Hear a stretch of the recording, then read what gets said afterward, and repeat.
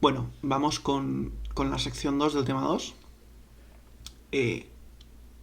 Antes de empezar a leer cosas, sé que la sección 2 es bastante larga y tiene bastantes proposiciones y bastantes teoremas, ¿vale? Y quedará seguramente un vídeo bastante largo.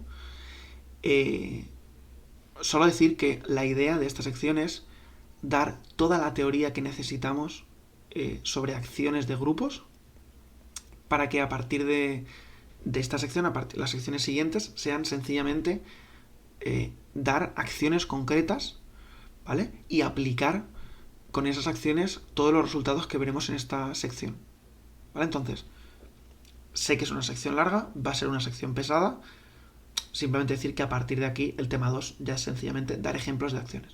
Entonces, siguiendo con lo que decía en el vídeo anterior, seguramente veamos en esta sección proposiciones y teoremas que parecen inconexos o que no sabemos muy bien para qué los vamos a usar. Calma, ¿vale?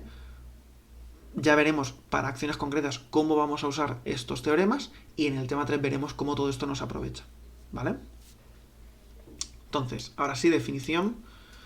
Sea G un grupo actuando sobre un conjunto omega y alfa un elemento de omega, nos definimos dos conjuntos a partir de alfa, su estabilizador y su órbita, ¿vale?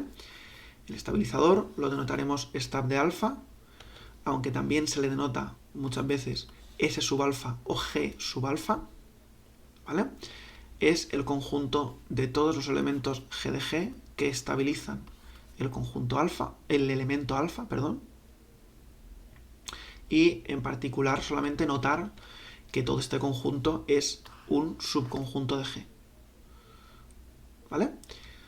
Por otro lado, la órbita lo denotaremos orb sub alfa, ¿vale? Aunque también se le denota O sub alfa o omega sub alfa, ¿vale?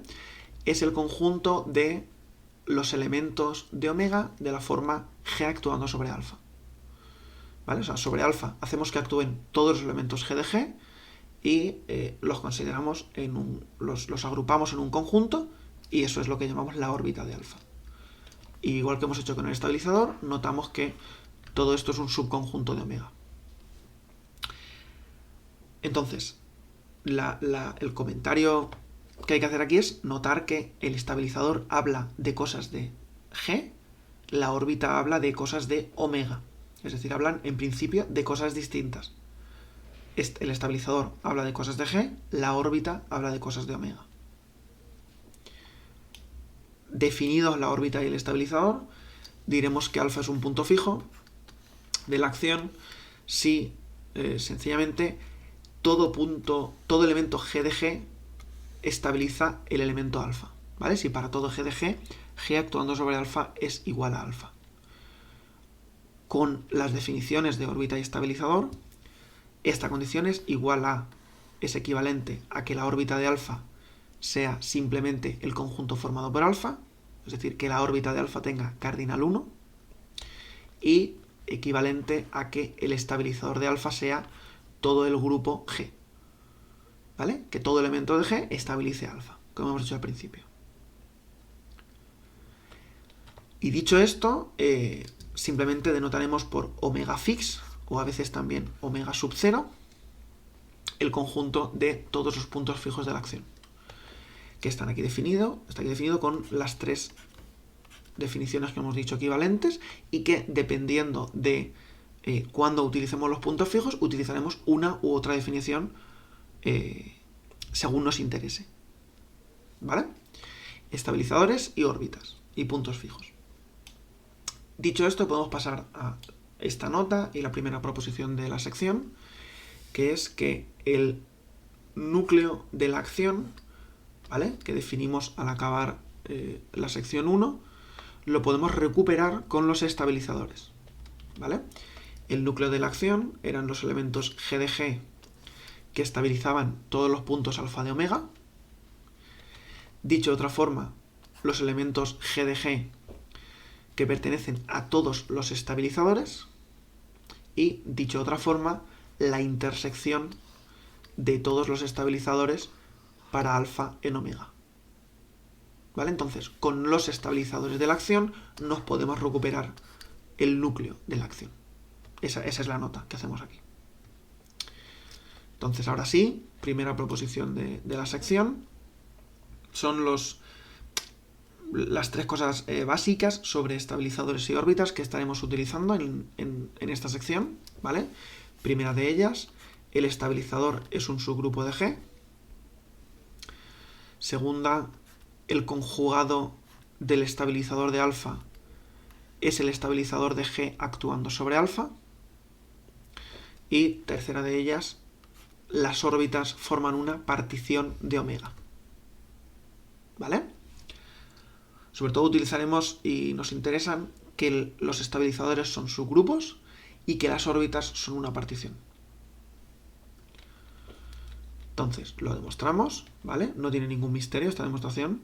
Son sencillamente igualdades todo el rato. Entonces, primero demostramos que el estabilizador es un subgrupo por definición de subgrupo directamente. Entonces, nunca es vacío, porque por definición de acción, el neutro del grupo siempre pertenece al estabilizador de alfa. Segundo, demostramos que el estabilizador está cerrado para productos, es decir, si G y H son elementos del estabilizador de alfa, demostramos que G por H también pertenece al estabilizador de alfa. ¿Vale? Sencillamente, cadena de igualdades y efectivamente demostramos que G por H pertenece al estabilizador de alfa. ¿Vale? Como siempre, aquí están las justificaciones de todas las igualdades. ¿Vale? Vais sobre las igualdades, no tienen ningún misterio. Y demostramos que el estabilizador está cerrado para el producto. Y por último, tercera condición de subgrupo, sea G un elemento del estabilizador de alfa, demostramos que G inverso pertenece al estabilizador de alfa. Entonces, como antes, cadena de igualdades, ¿vale? Vais sobre ellas y demostramos que el inverso pertenece al estabilizador de alfa. ¿Vale? No vacío, cerrado para el producto y cerrado para inversos, definición tal cual de que el estabilizador es un subgrupo. Ítem 2, parte 2. El conjugado del estabilizador es igual al estabilizador de G actuando sobre alfa. Entonces, igualdad de conjuntos, como siempre, la demostramos por doble inclusión. Entonces, de izquierda a derecha, sea X en el conjugado del estabilizador. Por tanto, por definición de este conjunto, existe un elemento Y en el estabilizador de alfa, tal que X es G por Y por G inverso. Sencillamente, para ver la inclusión, vemos que X pertenece al estabilizador de G por alfa. Para ver eso, lo mismo de antes, cadena de igualdades, ningún misterio, vais sobre ellas, aquí están todas las justificaciones, ¿vale? Y se comprueba que X pertenece al estabilizador. Para ver la otra inclusión es una demostración muy similar, la inclusión de derecha a izquierda, sea X en el estabilizador de G actuando sobre alfa, demostramos que X pertenece al conjugado del estabilizador. ¿Vale? O lo que demostraremos equivalentemente, G inverso por X por G pertenece al estabilizador de alfa. ¿Vale? Si tenemos esta pertenencia, G inverso pasa al otro lado como una G, G pasa al otro lado como una G inversa y lo que tenemos es efectivamente lo que queremos, ¿vale? Que X pertenece a G por el estabilizador por G inverso. ¿Vale? Esta equivalencia es sencillamente multiplicar por G y por G inverso, donde toque. Para demostrar esta pertenencia, igual que antes, cadena de igualdades, ¿vale? Vais sobre ellas y efectivamente pertenece al estabilizador de alfa, como he dicho antes y como siempre, aquí están las justificaciones de todas las igualdades, ningún misterio, vais sobre ellas y lo demostramos. Entonces, inclusión de derecha a izquierda, inclusión de izquierda a derecha, por tanto, los dos conjuntos son iguales, que era el punto 2. Punto 3. Demostramos que las órbitas forman una partición de omega. En primer lugar, por definición de acción, alfa siempre lo puedo recuperar como el elemento neutro actuando sobre alfa, y por tanto todo elemento pertenece a su órbita, ¿vale? Es el pequeño detalle que hay que notar.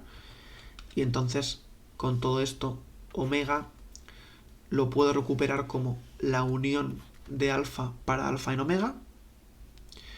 Ahora bien, todo alfa hemos dicho que está contenido en su órbita, por tanto, todo esto está incluido en la unión de las órbitas de alfa. Y el comentario que hemos hecho cuando hablábamos de órbitas y estabilizadores es que toda órbita era un subconjunto de omega, por tanto, toda esta unión es en particular un subconjunto de omega. Entonces, omega por un lado contenido en omega por el otro, todo lo que tenemos en medio son igualdades, y tenemos demostrada la primera condición de que forman una partición, que es la unión de todas las órbitas es el total, es omega. ¿Vale? Para demostrar que las órbitas forman una partición, tenemos que demostrar que si las órbitas son distintas, entonces son disjuntas, es decir, tienen intersección vacía. ¿Vale? Para demostrar esto, lo demostramos por contrarrecíproco. Si las órbitas no son disjuntas, si la intersección son iguales, ¿vale? Por contrarrecíproco. Entonces, suponemos un elemento gamma que pertenezca a la órbita de alfa y a la órbita de beta, es decir, gamma lo podemos recuperar como G1 actuando sobre alfa y como igual, de la misma forma, como G2 actuando sobre beta. Demostramos que las órbitas son iguales. De nuevo, mismo comentario, igualdad entre conjuntos, lo demostramos por doble inclusión. De izquierda a derecha, sea omega un elemento de la órbita de alfa, por tanto es de la forma H por alfa, donde H es un elemento de G. Para demostrar que omega pertenece a la órbita de beta, tenemos que demostrar que omega es de la forma un elemento de G actuando sobre beta. Entonces, para eso, el candidato que tenemos es este elemento de aquí, H por G1 inverso por G2, y sencillamente, como antes, cadena de igualdades. Cuando este elemento actúa sobre beta, es exactamente igual a omega. Por tanto, si omega pertenece a la órbita de alfa, omega pertenece a la órbita de beta. ¿Vale? Inclusión de izquierda a derecha probada. La inclusión de derecha a izquierda es similar. ¿Vale? Si en esta demostración de aquí cambiamos el papel de alfa y de beta y el de G1 y G2, la demostración es exactamente igual. ¿Vale? Y por tanto, con esto demostrábamos que las órbitas son disjuntas 2 a 2 y por tanto las órbitas forman una partición, que era el tercer punto. ¿Vale? Son, repito, las tres cosas básicas que necesitamos de órbitas y estabilizadores. En particular, que el estabilizador es un subgrupo de G y que las órbitas forman una partición de omega. Entonces, vemos el teorema, ¿vale?, que da nombre a esta sección. Teorema órbita-estabilizador. Lo que haremos ahora es probar el teorema órbita-estabilizador y a partir de él ir sacando corolarios, ¿vale? Entonces, vuelvo a repetir el comentario que he hecho antes. Los corolarios que iremos sacando, veremos su aplicación más adelante. Entonces, sencillamente vamos a ir creyéndonoslos, vamos a ir demostrándolos y veremos su utilidad más adelante y en el tema 3. Entonces, órbita estabilizador, tenemos una acción y un elemento alfa de G. Entonces, lo que hace el teorema órbita estabilizador es relacionarnos la órbita con el estabilizador.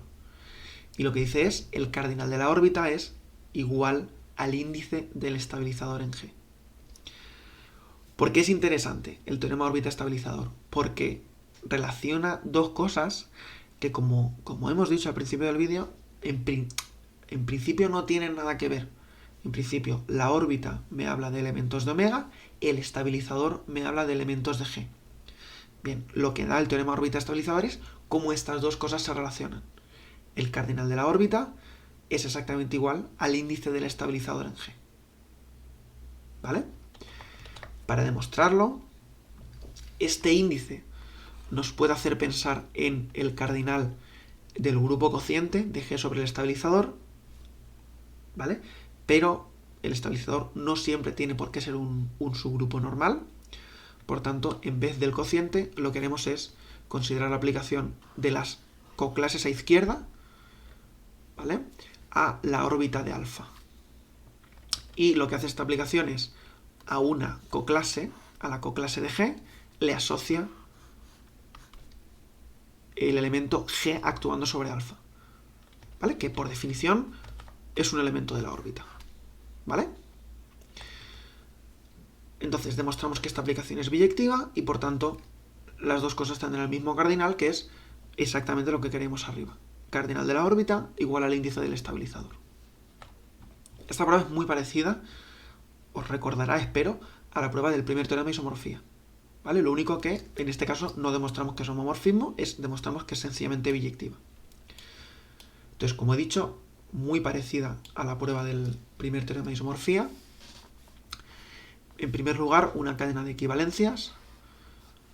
La coclase de G es igual a la coclase de H. Si, solo si, proposición del tema 1, H inverso por G pertenece al estabilizador de alfa. Si, solo si, por definición del estabilizador, ese elemento H inverso por G, H inverso por G estabiliza el elemento alfa.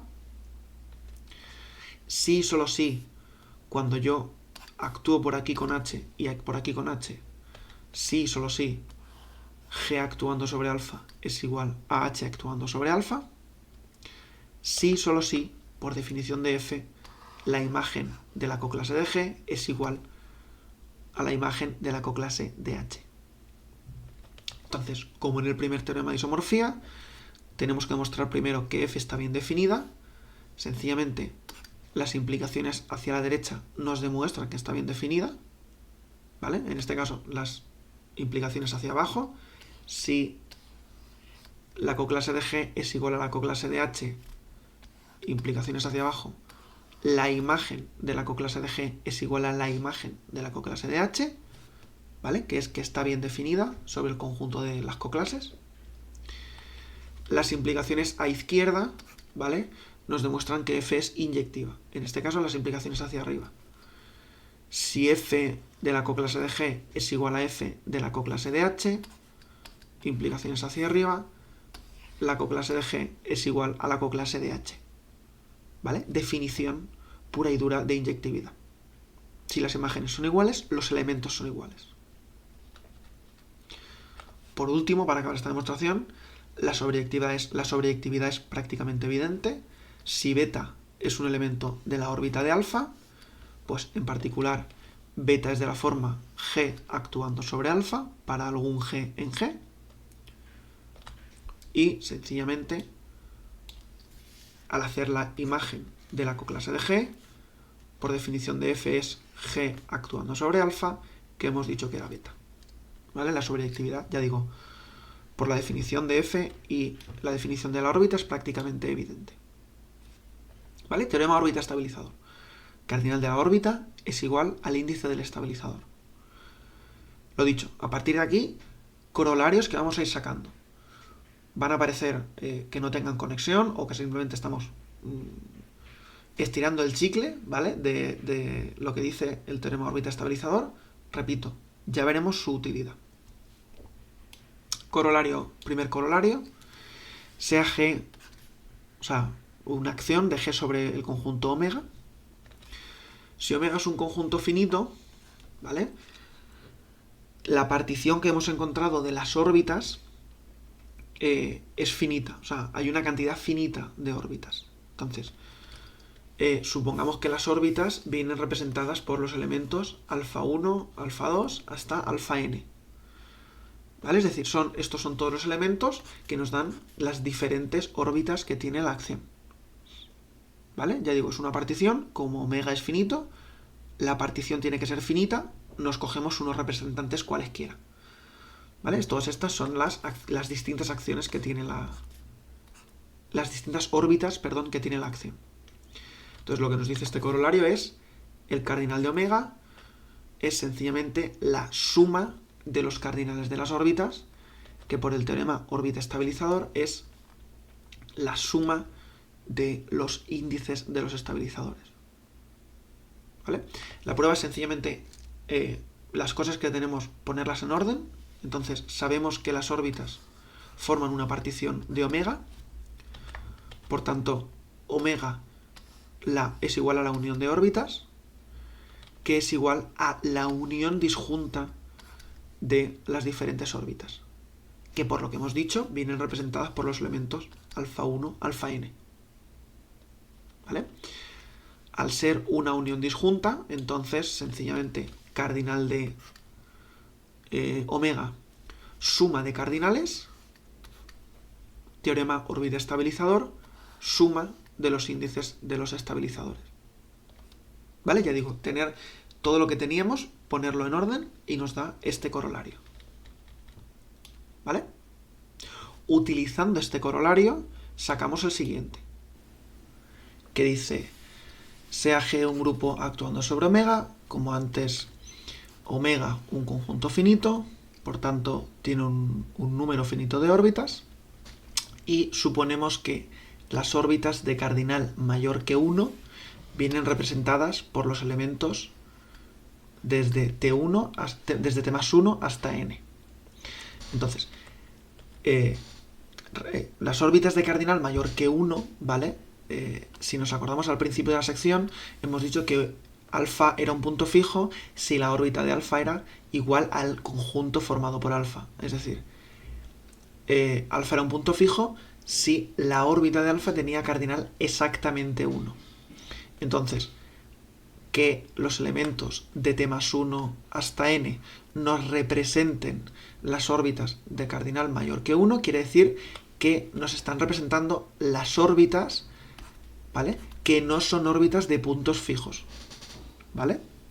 Entonces, en esta situación lo que tenemos es que el cardinal de omega lo podemos descomponer como, por un lado, el cardinal del conjunto de puntos fijos y por otro una suma de órbitas que, repito, no son órbitas de puntos fijos, ¿vale? Porque nos están representando las órbitas de cardinal mayor que 1, ¿vale? O sea, sencillamente este corolario separa un poco en el corolario anterior, por un lado los puntos fijos y por otro una suma de órbitas que no son puntos fijos. Entonces, utilizamos el corolario anterior.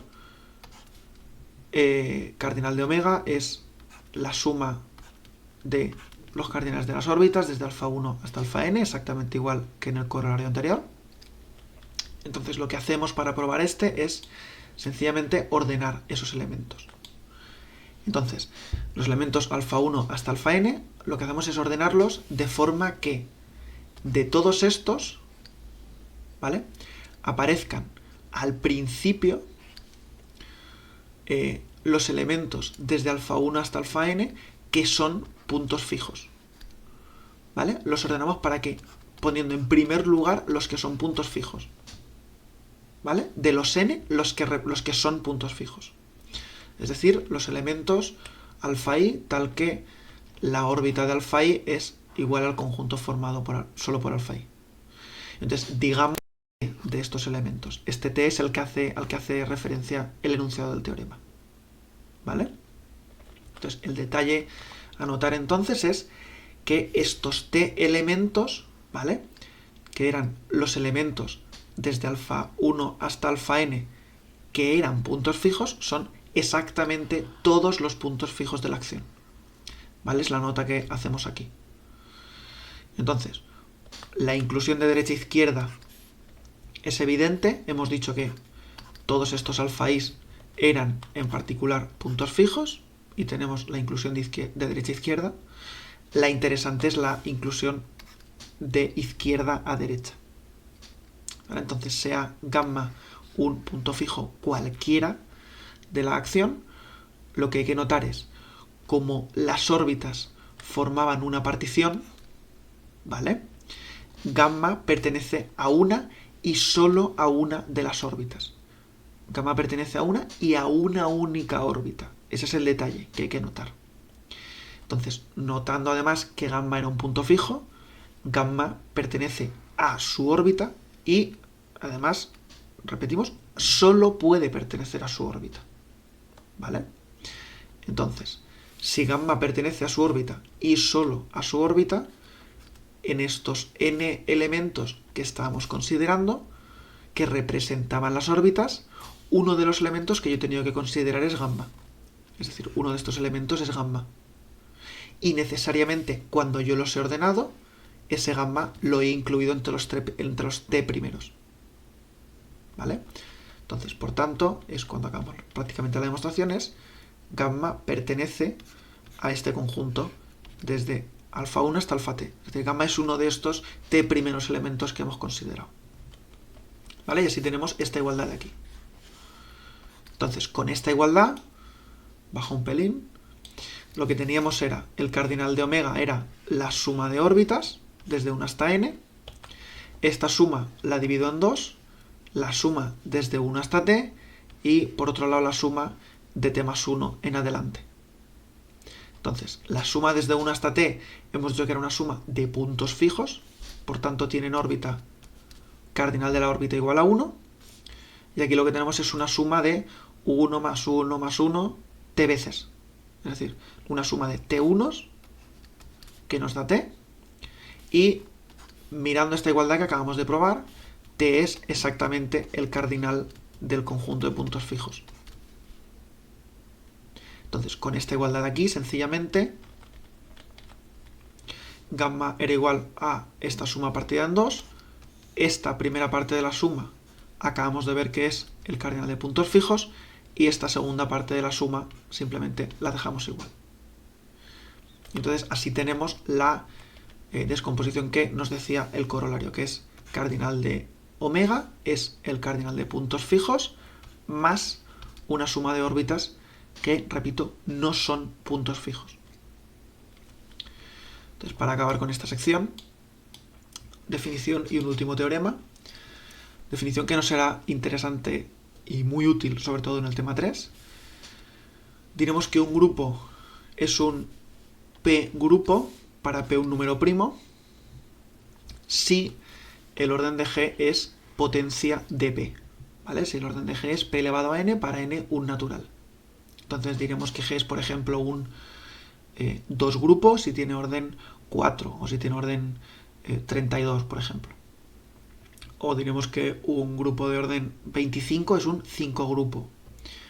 O que un grupo de orden 27 es un 3 grupo. ¿Vale? Lo interesante de los P grupos es, con el corolario que acabamos de demostrar, nos sale seguido, prácticamente podría ser como otro corolario más, pero lo ponemos como teorema. Si G es un P grupo actuando sobre un conjunto omega, entonces el cardinal de omega es equivalente al número de puntos fijos módulo P, ¿vale? Al cardinal del conjunto de puntos fijos. Entonces utilizamos el teorema anterior. Omega es, hemos dicho, la suma del cardinal del conjunto de puntos fijos más una suma de órbitas.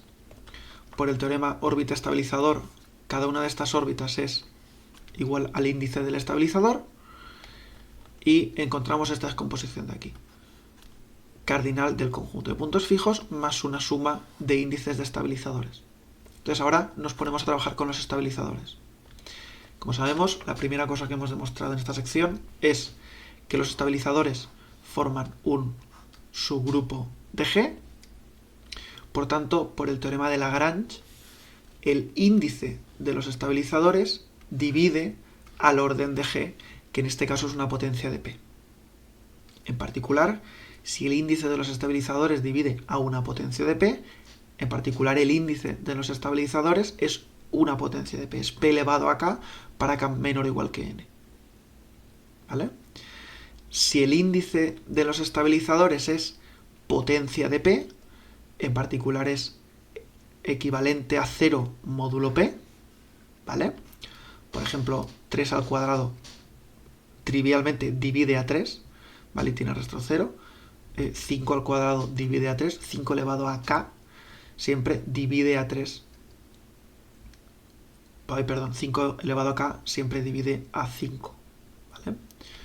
El único caso que hay que considerar es el caso en el que n sea 0. ¿Vale? En caso de que este índice sea p elevado a 0. Es un pequeño detalle que hay que tener en cuenta. Si este índice es p elevado a 0, lo que estamos diciendo es que la órbita de alfa i tiene cardinal 1. Y por lo que hemos dicho en el corolario anterior, ninguna de estas sumas era de puntos fijos. ¿Vale? Por tanto, este índice es p elevado a k para algún k donde además este k no es 0. Si k no es 0, p elevado a k es equivalente con 0 módulo p. ¿Vale? Si k no es 0, p elevado a k siempre divide a p. Entonces, teniendo esto, ¿vale? Teniendo ese pequeño detalle, el cardinal de omega, hemos dicho que era el cardinal de puntos fijos más una suma de los índices de los estabilizadores. Lo que acabamos de demostrar es que estos índices son equivalentes con 0, módulo p. Por tanto, el cardinal de omega es equivalente con esta suma de aquí, módulo p. Esta suma de ceros sencillamente nos da 0 y nos queda, leyendo la línea entera, la equivalencia que queríamos. Cardinal de omega equivalente con el cardinal del conjunto de puntos fijos, módulo p. ¿Vale? Digo el mismo comentario de antes. Este teorema ya no será útil. De momento solamente lo hemos probado, nos viene como un corolario más prácticamente. Lo utilizaremos en el tema 3. Para acabar esta sección, solamente una definición. Diremos que una acción de G sobre omega es transitiva si para cualesquiera alfa y beta en omega existe un elemento G de G tal que alfa nos lo recuperamos como G actuando sobre beta. En particular, lo que esto significa es que solo existe una órbita, ¿vale? Es decir, que para cualquier alfa de omega, la órbita de alfa es exactamente igual a omega. Y por el teorema órbita estabilizador, esta órbita, el cardinal de esta órbita, que es el cardinal de omega, es sencillamente el índice del estabilizador. Hasta aquí esta sección, lo dicho. Ya hemos dado toda la teoría de acciones que necesitábamos. Ahora, estos teoremas y estas proposiciones y los corolarios. Entonces, estaría bien tener esta sección a mano porque más adelante en el curso estaremos utilizando estas cosas. Estaría bien tenerla a mano para más o menos saber de dónde viene y saber por qué pasaba todo esto. ¿Vale? A partir de aquí ya sencillamente ejemplos de acciones y a utilizar lo que acabamos de probar.